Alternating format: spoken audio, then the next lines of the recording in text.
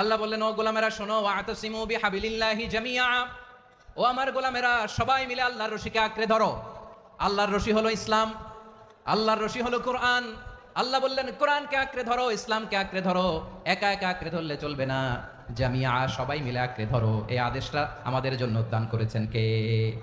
আল্লাহ তাআলার নির্দেশ, ওয়াতাসিমু বিহাবলিল্লাহি জামিআ, সবাই মিলে আল্লাহর রশিকে আঁকড়ে ধরো। হাবলুল্লাহ মানে আল্লাহর রশি, হাবলুল্লাহ মানে কি?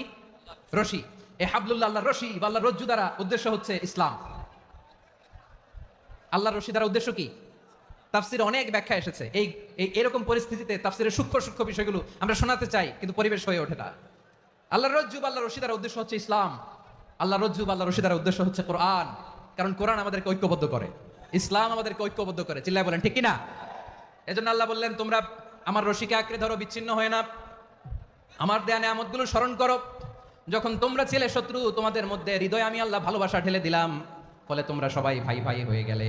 তোমরা সবাই ছিলে জাহান্নামের কিনারায়, জ্বলন্ত অগ্নিকাণ্ডের পাশে। আমি আল্লাহ দয়া করে ঈমানের বদৌলতে তোমাদেরকে আগুন থেকে ফেরালাম। আমি আল্লাহ দয়া করে তোমাদেরকে জান্নাতের পথ দেখিয়ে দিলাম। সুবহানাল্লাহ পড়েন।